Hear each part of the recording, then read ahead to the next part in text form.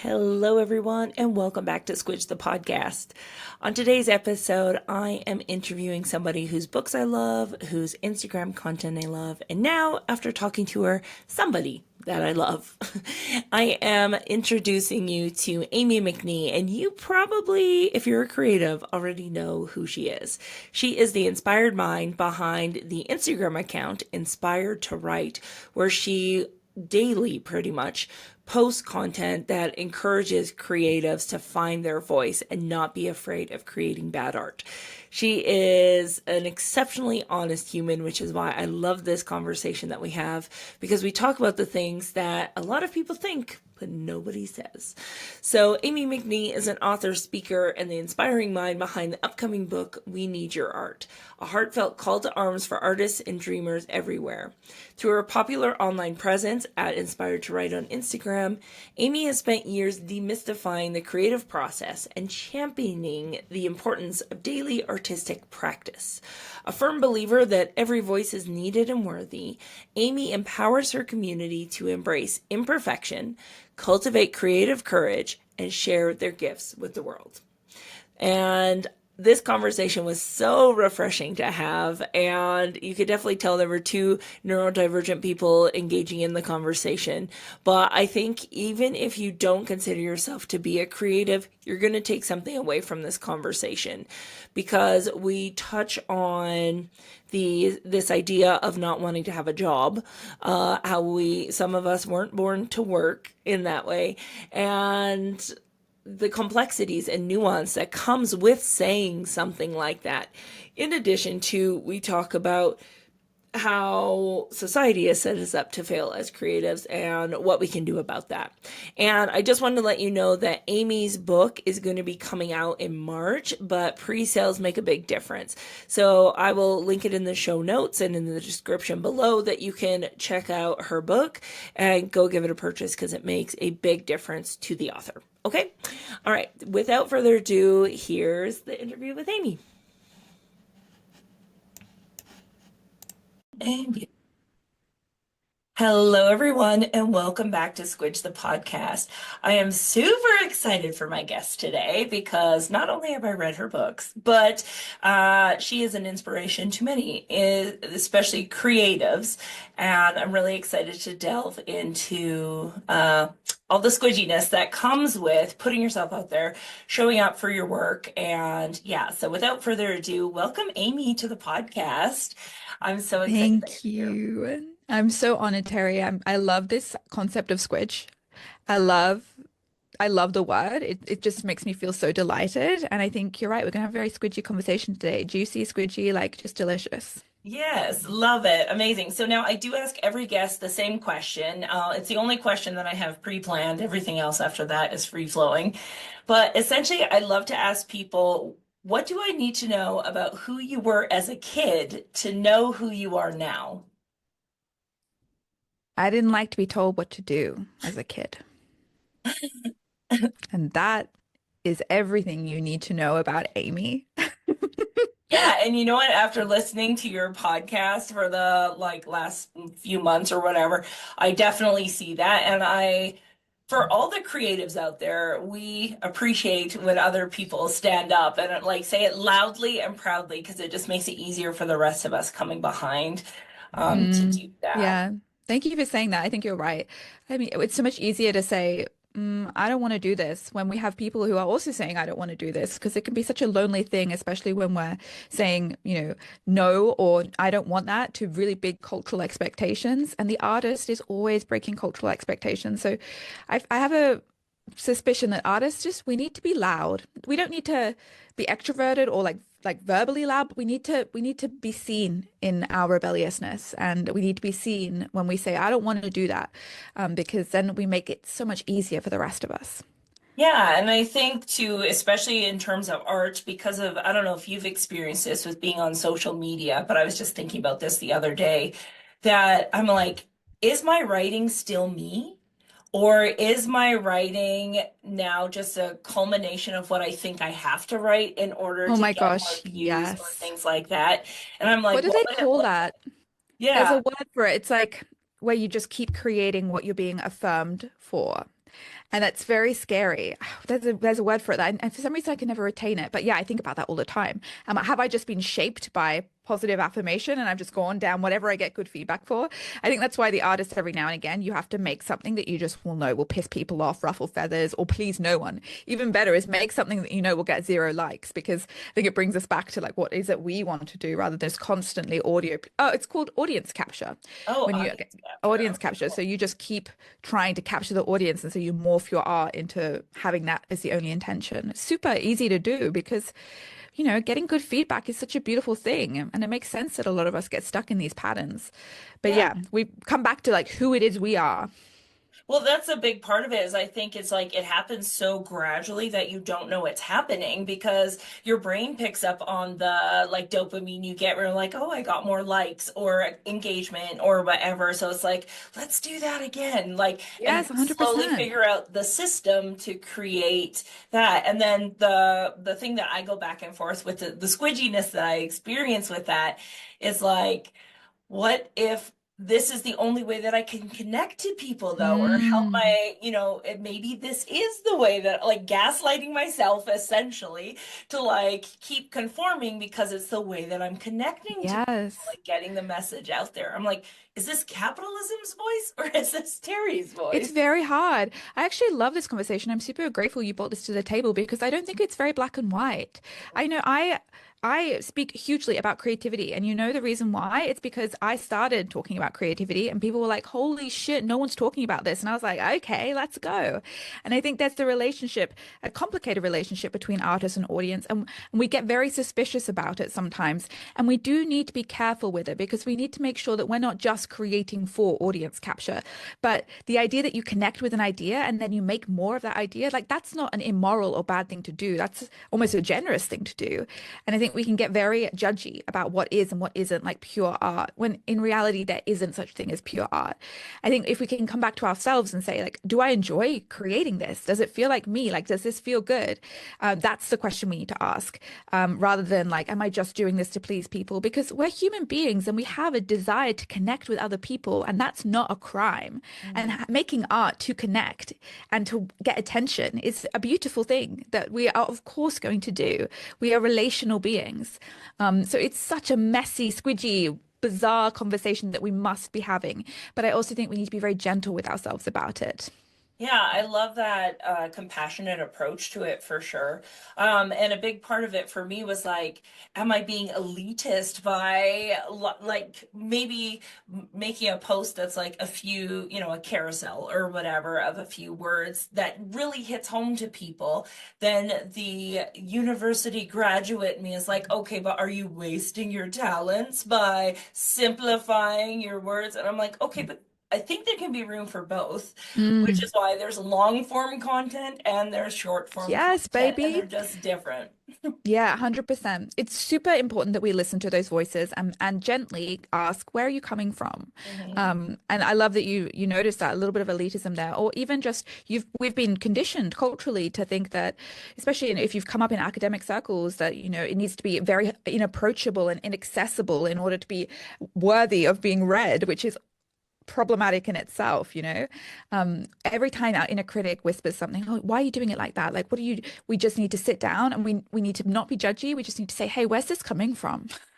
Yeah, it's so, and that's why, like, for me, curiosity is like one of my absolute favorite tools for any sort of like self-development or anything. Yes. Because it just cuts the judgment right in half, and we could just like ask questions like, where is that coming from? Why am I thinking this thought to begin with?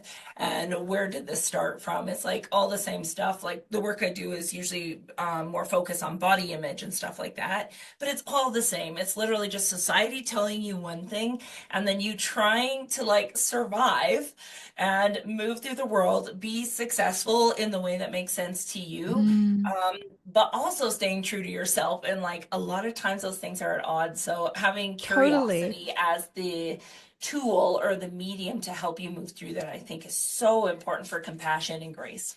I love that you said that. Like, obviously, like the work you're doing is so important, Terry. I just need you to know that. And I love this wisdom that is coming through. You're right. I often think I am married to the most curious man in the world, like, just has like an innate desire to ask questions and to figure stuff out. And so I often feel not curious. I think probably in comparison to him, he'll like ask so many questions. I'm like, why the fuck do you care about that? But I am actually innately curious about how I function. It's more of an internal thing. And you're right, like so much of my development as a person and as an artist comes from me very compassionately being very, very curious about why I am the way I am. And I think a lot of people, instead of curiosity, it's a judgment or it's an anger. And instead of figuring out what's happening, we just immediately place a label on what's happening. And that's just not a constructive or helpful or creative way to move through these pieces of pain. Yeah, I agree with that. And when we have the curiosity aspect to it, that it leads, I don't know, probably for you as well, but it leads us to the creation of stuff. Like it is literally in the question that I find my best, that's when I do my best writing for my audience is I'm like, well, here's something that I had to confront in myself. And Yes. maybe you also experienced this. Here's a question you can ask around that. The And that, first, yeah, I love that. The first book I ever wrote was a journaling prompt pack. So it was questions. The yeah, first book I like wrote, I put up for sale. I've written books before that, but the first book I ever put up for sale was a book of journaling prompts because I'm really good at asking questions. love And that. that I think actually makes me brilliant. And I don't have answers, but I got a lot of questions. And I think we don't understand that culturally, that that's an amazing thing to have. We think, oh, we've got to have answers. We've got to have answers. We've got to know. It's embarrassing not to know. But the power lies in your ability to ask questions, especially if you're a creative person. A lot of the time, our art doesn't answer questions; it asks them, Yeah. um, and that's beautiful. And we need to get comfortable with that because also everyone's going to have different answers to these questions. And so, when you are generous enough to pose questions, you allow for a myriad of different interpretations.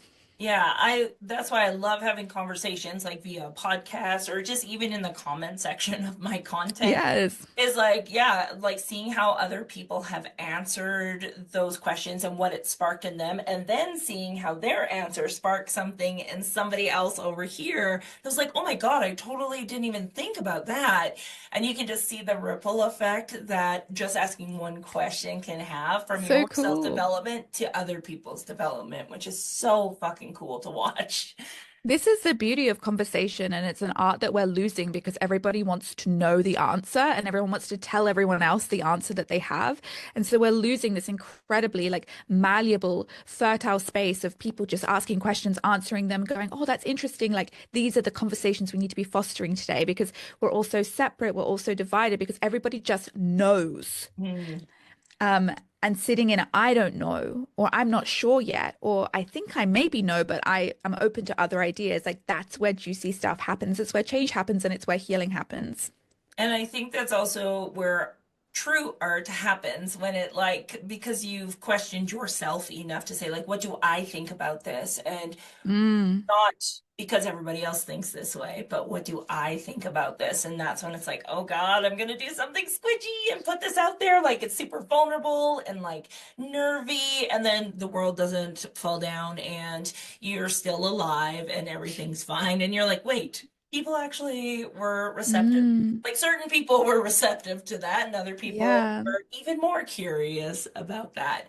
Which brings me to kind of like the thing that you've been talking about, I would say maybe for the last month, maybe a bit longer, which what's the word, like garnered some mixed emotions, we'll say, around this idea of not wanting to work. So tell me a little bit about where that came from for you. Yeah, you're right. It was a spicy topic, and I knew it was going to be spicy. And it's why, even though I've been doing this work of working with creatives and sharing my journey as an artist for 10 years, I only managed to get the fucking balls to do it the other day. What sits underneath my work, and for those who are not familiar with my work, I am a fiction writer first and foremost, but I also do a huge amount of work to support artists as we create and make things because we need a huge amount of support because what we do is countercultural and difficult and vulnerable. And so a lot of my work is about how I support creatives. And that is the foundation of my work. But what sits beneath that, and it's the bedrock of why my life has turned out like this, is that I don't want to work. I didn't want a job. And I've created this beautiful life of meaningful creation and meaningful connection in response to a very, very big feeling of I don't want to fucking do what everyone else is telling me I have to do. And to say you don't want to work is it's blasphemy. We Right. have a culture Like of literally work worship. like yeah, like people like freak out They when freak out. they're like, "Oh, you're what's wrong with society." And I didn't even go to your comment section because I was like, I don't need that kind of You can imagine negativity it. in You can my imagine it. life. Yeah, like so those of you that are listening, just like try saying it out loud. Like you may not want a job, but like just say it out loud and see what it feels like in your body when you say it. Because there will probably be stuff that comes up in your body. Because I know for me, there was when I came to that realization and I was like, oh my God, can I say this out loud? Like, can I let people know that I don't want a job? I'm like, I don't want a job. yeah, exactly. I just want to create. And when I was a kid, like I grew up on a farm, so hard work was instilled from the time Mm, I was little. And we'd have to go like pick rocks in the field so the tractor didn't like pick them mm. up. But I'd always like be like, I have to go pee. And then I'd run into the forest and I would just like lay on a log and dream. Like I love you. I was not born for labor. That's what I realized. That energy, yes. Yeah, amazing. And I love the thing is that you would have been in trouble as a child like that, and we continue to be in trouble as an adult who evades work. If you don't venerate toil, Mhm. then something is morally wrong with you. Yes. And this is a huge cultural narrative that really has just been set in stone since the industrialist period, like since we've really like the Victorian era, like work has become a moral virtue. You know, the hard working American is like that's what we call people who are good people. And if Yeah. you are lazy, you are reprehensible. And so upon realizing that, I didn't fucking want to work, I hated myself Yeah. because that's what I'd learned. I was lazy. I was irresponsible. I was childlike. I couldn't grow up. And all I wanted to do was tell stories and to create and to, um, make movies or act or all I wanted to do was like make stuff. Make And stuff. I hated myself for that because I was like, I'm evading what it means to be a human being, which is to do purposeless work. Yeah. Yeah. All my friends were, sorry, I'm so sorry. Oh You're no, gonna have to hold me back, Terry, no, because I could just keep go. going. You're good. It was just, I was watching all my friends, and I come from a middle class background. And so I went to university, and then all my friends, they all went and just without a fucking blink went into corporate life. And so just lawyers, some doctors, a lot of marketing, a lot of agency work, coders. And I gave it a fucking shot. And I was like, this actually sucks so much. Why is no one else saying anything? Yeah, where you almost feel again, it's like the am I crazy? Like where you look around and it's like everyone's kind of gray and sad. Some people do get joy out of that type of work, but yeah, I am not one of them, I will say. Like because I grew up also with the title of like good girl in my family, like I was the good one, so I was the smart one, the high achiever. So I Mm, did that. I like ran my photography business like really well. I was making like lots of money, but I was also burning out in the process because I was working hard. But I didn't know how to also rest. I didn't know how to create anymore because I fell into the system of what was getting the monetary rewards mm. and everything was being, celebrated by society. And I was like, how is this possible? How is it that I have everything that they told me I should want and I hate my fucking life? Yeah. How is that possible? And then the pandemic hit. So it pulled me out of my work and was for me a blessing in disguise because I probably would have worked myself to death, to be honest, Yeah. had I just kept going, like staying in the machine. But because I was forced out of it, I had to take a look at what else was going on. Like, why was I working so hard? Who was it for? Asking those questions again that we talked about at the beginning. And like, is this even what I want? Is this the life that I dreamed up when I was little? And I don't know Yes. if you had these when you were a kid, but we had like where you have your school picture and then what do you want to be when you grow up? Yeah, yeah. Mine was like a fairy, a queen, a princess, an actress, a writer. Like it was always creative. I just But love that. you just get so taken away by society. Yeah. I think that's really hard. It is incredibly difficult. And I just want to honor the part of you that wanted to be a fairy when you grew up, you know? It's just so fucking valid. Right? I mean, Um, now I'm like a little wood witch in my kitchen sometimes. yes, amen. I I'd like love to that. come back to that little girl and let her know that we can create and it's okay. Yeah. I think I mean I wanted to create and so that's why my journey has led me down to talking specifically to creatives, but I do think artists and creative people have a particularly hard time in adhering to the work rules and the work culture and work expectations because we have a lust for life and we want to use our bodies and our minds to do really cool shit. And when the world says actually that's not really what you're here to do. You're here to work for somebody else and do labor that doesn't inspire you. And you're here to do it until you're quite old. And for an artist to hear that is incredibly difficult. And I think I couldn't handle it. My partner couldn't handle it. We were like, what the fuck is this? But again, like this has been a decade of huge amounts of shame for me. Yeah. And similarly to you, I was in like regular work for maybe 6 or 7 years. And then I decided to try and give it a crack at being a professional writer. And I was trying to write from like 9 to 5. Like I was trying to prove my worth as an artist by making Yes. creativity look like traditional labor, look Right? like the corporate world. And it Yes. was so stupid and I was so depressed and it didn't work. But even, as artists try and claim this artistry life, we Yeah. often try to mimic or try to make up for the fact that we're breaking the rules by mimicking We fall the back to work nine world. to five. Yeah. Or a nine Mm. to nine because there's nobody like if you don't have I don't have kids. So like it was like a 9 to Yeah, job where I was like, well, I can't stop working because then people will say I'm lazy or you're lazy. Yeah. I used to have this huge fear of like people coming into I still do it. Like I still get a really big kick of people seeing me through my window on my laptop. And that's a hangover from desperately wanting to be witnessed as mm, someone who's working. I'd pull up an Excel spreadsheet just on my computer that I have no idea what's going on in it, just to so that if someone came into my room, they'd be like, that chick's working. She's a real adult. And I wow. still do shit like that. It's like a reflex that I have. Like if James, my partner, walks into the room, I'll like throw something up on my laptop just to show him that I'm working, which is unfucking believable. Like this is the stuff that I'm still unlearning. Yeah. Um, it's been a huge journey for me to understand how I actually do like to do work. And I'm when I say work, I'm now talking about meaningful, purposeful, like soul-driven work, because it certainly isn't 9 to 5.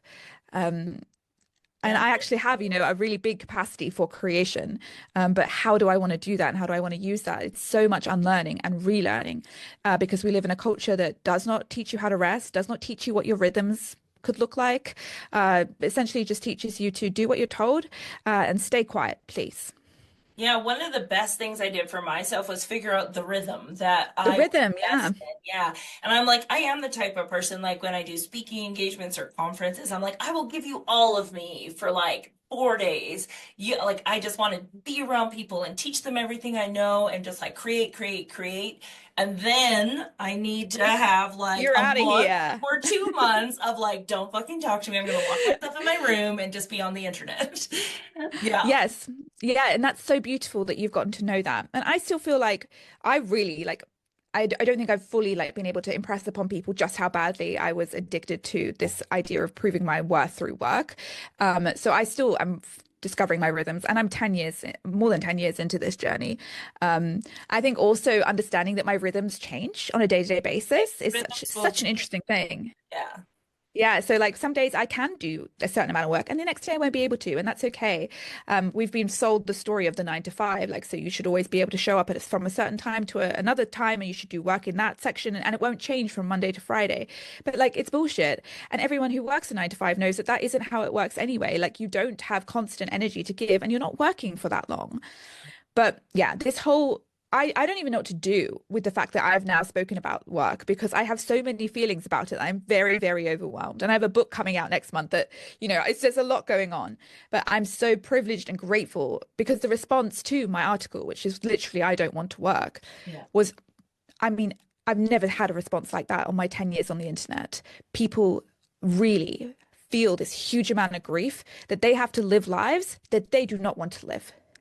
Yeah, I think that's a great word for that is the grief because even the people that are mad that you said that or like, how could you even, you're the problem, whatever. They're sad. But that's because if you're right, imagine like literally their whole life structure comes crumbling down. It's It's kind of the same so thing. Tell fundamental. people you don't have to lose weight before you live your life, and they're like, no, that's wrong, that's bad. And it's like, because if I'm right, then you've just wasted all this time trying to do what society has told you instead of living your beautiful life. Exactly. And it's not our fault. Like of course, most of us have built entire identities around the work we do because we are a culture of work worship and it's been put at the center of our lives, just like God did in the Middle Ages, like work is our God.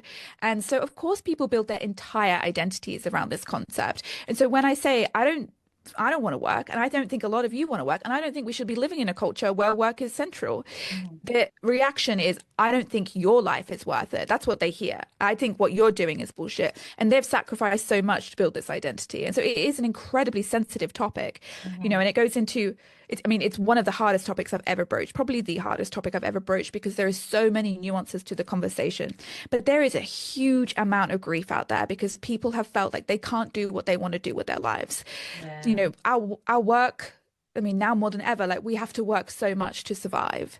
And that is so fucking sad when we look at what we could be doing and how we could be connecting with each other, making art, having cups of tea with each other, taking care of each other, serving one another. It is just so heartbreaking. And as I think we approach this kind of AI revolution, like this is the time we need to be talking about it because we're going to start losing jobs. We're going to Yeah. start losing a lot of jobs. And we need to start realizing that it's not maybe not the we don't need to start replacing these jobs. We need to start making a world where work isn't the center. Yeah, and I think a big part of that also comes from detaching us from the identity of being consumers. Because, like, we're so attached to, well, I need all this money to buy all these things and do all this stuff. But do you have to buy all those things and do all this stuff? Like, I know for me, that was a huge, like, awareness when I stepped away from making as much money as I was because it was killing Yes. me. That I was like, okay, like, now you're not going to have the financial, stability that you once had as often. It'll just be more rhythmic. Like, are you okay with that? And it was like really Mm. hard to separate myself from, well, I want it now. Like instead of Yes. saving for the things that I want or realizing like, do you actually want it or is it just because other people have it? And again, introducing that curiosity. But that's the thing is we work so hard to make the money to buy the things that we can't even enjoy because we're too No, we can't enjoy them. over here. Yes, I have so many things I want to unpack from that because I think there's a lot to it. I'm super interested because this is going to sound way more impressive than it is, but I've only ever made more money, and that's because I just made no money, and I've slowly made more and more money. That.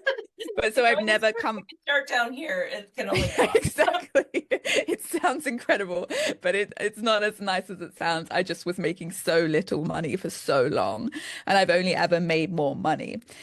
So I've never had to step back and have that journey you went on, which is super interesting. And I see a lot of people who, have gone into traditional work and they're now burnt out, and perhaps they're incredibly successful in the work they're doing, but now they want to live the life of an artist, but now they have a lot to give up. Hmm.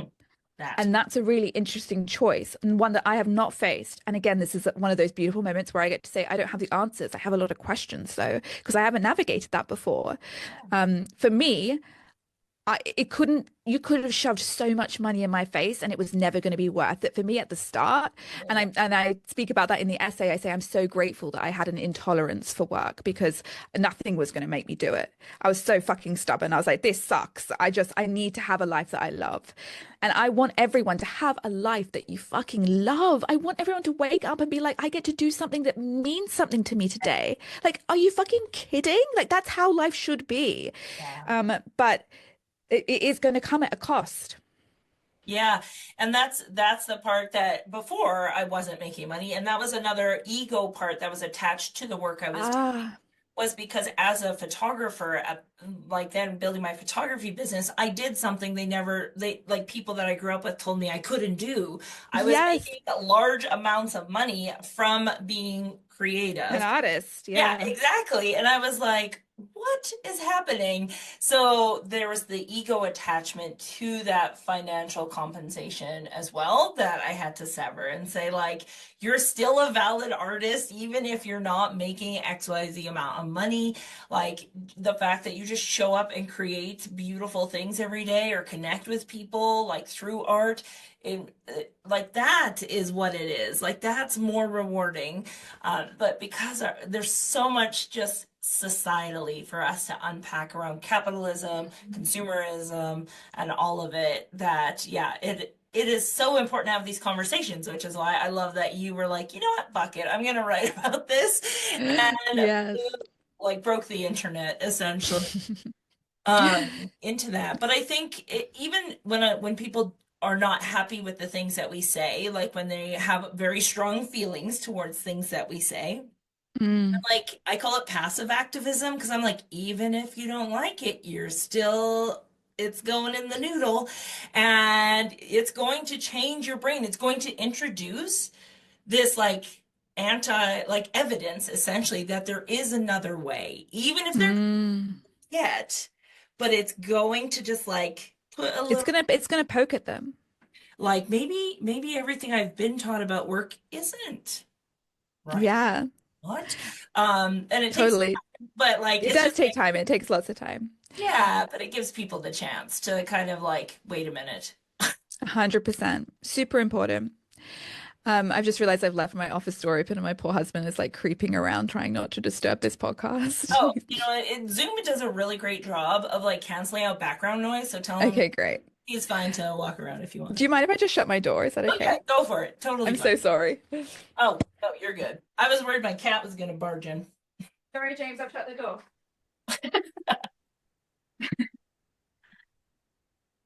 I was I was Poor saying boy. my cat was like outside like crying at the door. So I was like, well, I'll just leave it open so if she wants to just like barrel in, she will. But Yes, I would love a visit. yeah, I was like, Messy, messy magic. I love it. yeah, Yeah, all of this is just such an important conversation. And yeah, again, at the heart of this is just I want people to have lives that they love. Um, and you're right, like there was, and also in the comment section, there were people who were obviously just incredibly triggered and immediately had a gut reaction. But there were also really important conversations that came out of this comment section.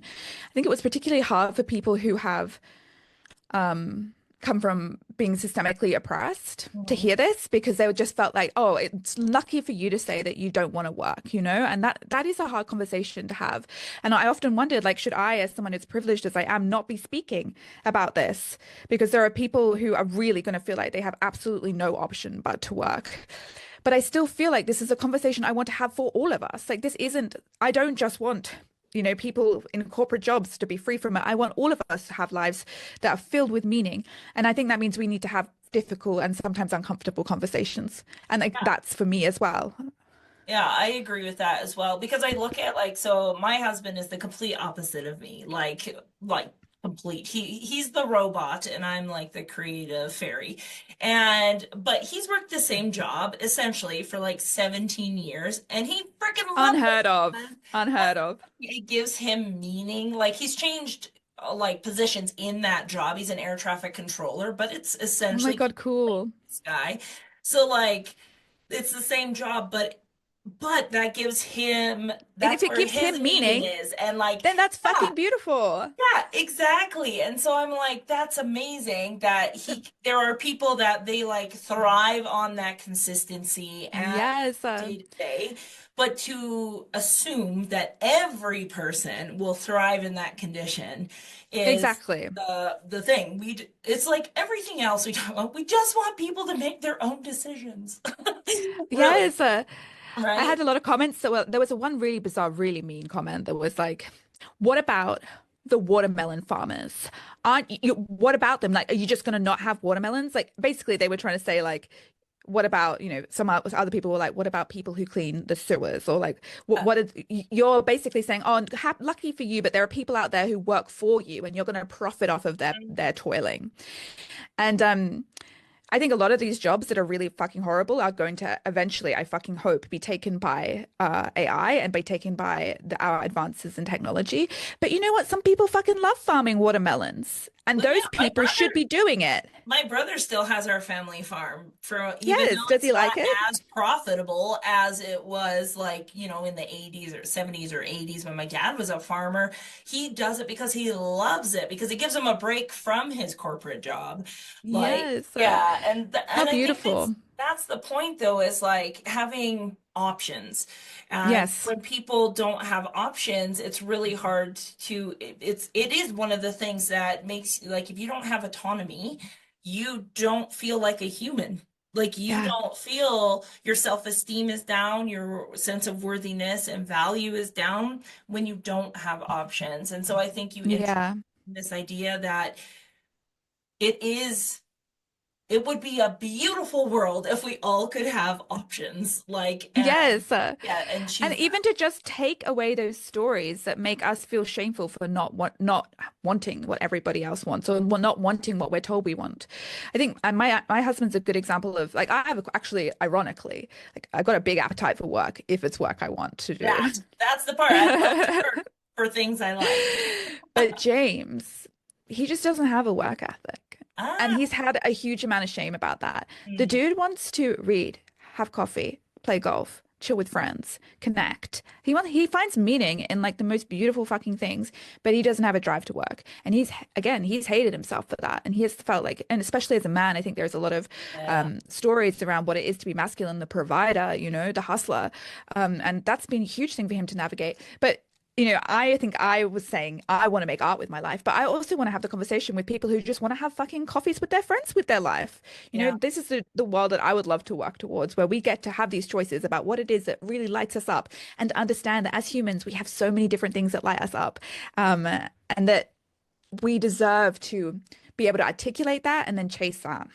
And also, the one thing that I always tell creatives too that I work with is like, you you don't have to do it the way I do it. You don't have to do it the way that Amy's doing it. Like, you don't have to go all in on it. You can still, if financial stability is something that is important to you, cool, keep your job, but don't deny yourself the ability to create if you're also feeling called to create. Like, don't deny yourself that part of yourself because Mm. using quotes if you're listening to this is like you don't have time. Like it still has to be prioritized like the other stuff that is important to you as well, I Yeah, think. I love that. I think you're right. Like, I think we often hear from those who like like just went all in. And unfortunately, I am someone who really fucking did. I just couldn't handle it. But there is so many beautiful ways to rebel against systems that want you to be compliant and quiet and just working. We have this quiet quitting culture. I was on someone's Substack the other day where she's got a challenge of how little you can work for your employee during the week. So you reclaim that energy and put it into something that you fucking love to do. That's And beautiful. this is the kind of conversations we should be having. It's like we have I see it a lot in women, this people pleasing, like good girl persona. And it's like our drive to show up the best we possibly can at work that treats us like shit and does nothing for us is insane. And it's like, could we retell that story? Like, I think of my best friend who's a lawyer and she hates her job. And the way she gives everything to her job, I'm like, take it back, take some of it for yourself and put it into something that you fucking love. Yeah, I just think, yeah, there's no one way to do the things, but don't deny yourself. Like, find ways to reclaim that energy, that time, whatever it is for you to be able to do the things that do fill you back up, because otherwise it's just a steady drain. And that's not fun for anyone, especially I Oh my find gosh. the people that feel that that is the way they have to like where they don't give time, you're right, is mostly women because if they're Mm. not giving it to their job then it goes to their family, The their children, kids, which yes. is again, I don't have kids so I can't speak to that desire to do that, but I always tell Mm. people, like, why is everybody else worth your time, but you don't think you are? Like, give yourself 1 hour. Like, if you don't schedule yourself, everyone else is going to do it for you. So, like, You have to you have to fight. make that You have time. to Yeah. fight. Yeah. Ah, Yeah, I agree. I think there's a martyrdom in this conversation that is very alluring. And again, it's very alluring for a lot of women. But I also see it in men who want to martyr themselves to this idea of the hardworking man. And it's like, I'll give up my whole life so that I can look like this, or I'll give up my whole life so that everyone around me can be pleased. And it's just heartbreaking. And it is a true waste of, your creative potential, your life. Like this is what we're talking about, your life. This is such an important conversation. yeah. And I just like, I'm so glad for people like you who do talk so openly about it and acknowledge the nuances that come in it, that it's not black and Mm. white. You don't have to quit your job tomorrow and like live off the land unless you want to. Like, again, Unless you want to, and then I'm so behind it. but yeah, either way, we are here to support you in whatever think for yourselves. That is the whole thing. But recognizing too that your version of success is going to change. Like maybe there will be a period of time where you're like, you know what, I do want to work where I can get a consistent paycheck so I can save X amount of money so that way I can travel the world for, a year or whatever. Like make it work for the life you want, I think is Yes, it kind should of be in the. service to you. Yes, exactly. Like if you're trading your like finite time for Mm. infinite money, then you have to be like very aware of like how can I use this for myself and the like Yes. that I truly want. So, Yes, I love that. I think it's so important to understand what is this for? What is this for? And yeah. is it for yourself in any way? Because I think I hear from a lot of people, it's for my children, it's for my children. I'm like, I'm not a mother. I can't understand that. But is it for you in any way? Because you also exist here. And it's so heartbreaking to see like people completely ignore their own joy, their own life, their own well-being. Yeah, it hurts me. Yeah, and just if for those that do say, well, I'm doing it for my children, just know that children learn more from watching than they do by you telling. Mm. Just saying. Mm, So if yeah. you I want, often say that, sorry, no, go ahead. that a mother or a father committing themselves to their creativity is like the most powerful thing that a child could ever see. And I had that with my parents, and them saying, you can't talk to me from the hours of 4:30 to 5:30 because I'm writing my book. Like, what a fucking Oh, incredible thing to that's demonstrate to your amazing. kid, you Yeah. know? Yeah, setting those boundaries and saying this is just what I do at this time and like that Mm, reclaiming that time is like if you don't want because that is a big part. I grew up thinking I had to work all the time because of what I saw from the farm and my dad and my mom who they love to do physical labor. They like yes, that's according like important to my mom note. loves physical labor, loves gardening, loves like all the things that are Mm. physical. My sister's the same way, loves to like actively work hard. And I'm like, I like to You're read the books in the cerebral sunshine baby. and I Yeah. like to paint and I like to like make art in a mess sometimes. Like that's what I like, you know? Uh, Yes. so I'm so proud of you for honoring that as you have grown up because it's thanks. very hard when it's not demonstrated around you. Yeah, and just like making it okay and starting to heal that little version that like kind of got pushed Mm. into the shadows. Yeah. I say, no, come on out. We're playing now. It's Yeah, okay. well, it's okay. You can do it in the sunshine. Yeah, so tell me now about your new book that's coming out. I think I Mm. did. I've already purchased the pre-order of it. Thank I'm you, very Terry. excited about that. But yeah, tell us where did the concept come from? What is it all about? And why should people Mm. buy it? It's couched in this conversation. It's couched in building a life that we love. It's just I'm speaking to creative people, and I'm speaking to people who have like an inkling that maybe they have something they want to make, but are maybe not quite so sure. Like I'm speaking to you. It's called We Need Your Art. The byline in America is stop messing around and make something, but the canon byline is the UK one, which is stop fucking around and make something. Yeah, I love The U that you have to the like US didn't want it. put The it US from did the not want that. US. Yeah. Um, but this book is basically a love note to the creative spirit. It's me lighting a fire up under you and saying, "Let's fucking go." You have been told your whole life that the creativity and the arts is not important, that it is decoration, that it is frivolous. But I am here to say that it has never been more important that you prioritize creativity, that your work is holy, it is needed, and you are getting in your own way repeatedly, telling yourself stories that are not true and that are hugely detrimental to your relationship with yourself. It is time to make art. It is time to take up space with our art. Um, and like it's now or fucking never. Let's go. I love that. Matt So Haig, the beautiful fiction author, he said it's a war cry for the creative spirit. And I really do feel like it's a call to arms. I'm like, let's just go. Which is what at this like breaking point we'll say and where our world is headed, like with AI, but also all the other stuff that's Yes, happening. Like art is going to be the thing that actually changes the world, whether it's music, exactly. movies, TV, like the thing that's what we're taking in 99% of the time more than anything else. So it's Exactly. We think we have to be like making policy to move the needle. And it's like, well, obviously that's not working. And also, I think we underestimate the power of art to impact change when most changes historically have happened through creativity and through our culture. And our culture is how we make art and share art and have conversations. And so I think we need to really, this book is here to really remind you that if you want to do something good for the world, it's time to start making art.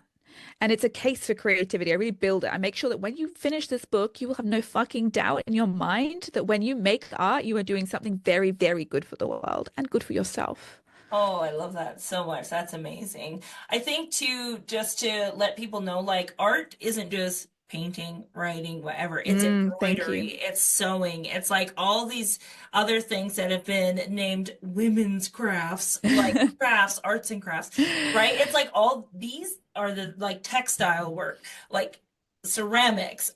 That is art. Like all Oh of my God, we can be so alchemizing snobby. feeling into something, it is art. So don't just think it belongs over here in like a museum. It's Mm. anything you're creating that comes from you, I think. Yes, amen. I mean, I really want everyone to understand that my definition of art is incredibly broad. It's the act of creation, like you make something to connect. And that could be, a YouTube video, or it could be a clay mushroom that you made with dirt, or there's art is we're so snobby and elitist about what is art, and we need to break down those walls and understand that it's a creative act, and we have such huge capacity for making so many different things, and we get so reluctant to call ourselves artists, but if you're making something, anything, I will call you an artist whether you like it or not. I love that. Awesome. Now, do you have anything? I know you were doing in-person events last year, I think it Mm. was. Do you have any more in-person events coming up in the Yes, I US? do. If you ever want to come to Yes. Canada, by the way, just let me. Oh God, I know. I really would love to. We do, and this my task this week is to get everything together, to start calling people to these live in-person live events. So I'm going to be in New York City for launch week, which is very exciting. I'm not sure when this podcast is coming to air, but the book comes out on March 11th, Okay. in the US and Canada. So I'm going to be in New York for 10 days around that time period. We're going to have bookshop events. There's going to be a small little not like a ticketed event where I get to be with artists. And so that's going to be my US moment for this year with the book. And then I'm coming to back to England, where I am currently. We're doing a little tour around the UK. And I'm going to Amsterdam because for some delightful reason, the Amsterdam's people love my book and they've published it in Dutch. So it's going to be very beautiful. And then I'm headed back to my original home in Sydney for a few weeks, and we're going to do events in Sydney and Melbourne. So it's going to be a beautiful, busy, but just fucking creative time. Yeah, you're gonna have so much fun with like all these other Thank creatives and you. see them light up and smiling. I think Oh, the best. so. Last but not least, where can people find out more about you if they don't already know? Yeah, tell them where's the best place Yeah. to buy your books. You can just Google "We Need Your Art," or even better, go to your local indie bookstore and say, "Hey, could you get We Need Your Art in here?" Because I love the idea that indie bookstores are like this kind of central hub for the creatives, and I like the idea of We Need Your Art being an indie bookstore book. I love it. So even though it is scary to talk to strangers, if you can be up to it, go up to the lovely, almost certainly lovely person who works at your indie bookstore and say, "We need your art, please." But you can just Google it. She's everywhere. So whatever suits you the best. It serves me equally wherever you buy it. It's such a blessing for me, and pre-orders particularly are such a blessing to me. And then if you just want to follow my work, you can find me on Substack, which is Amie Mcnee, or Inspired to Write on Instagram. My website is just my name, amiemcnee.com. Just Google me, baby, and come find me wherever I hang out. I'm everywhere. Beautiful. Thank you so, so much for having this conversation, Amy. I think it's going to change literally like so many minds, which is awesome. And I I appreciate love that. I appreciate you. Thank you for doing what you're doing. Thank you for making space for conversations like this. You are precious.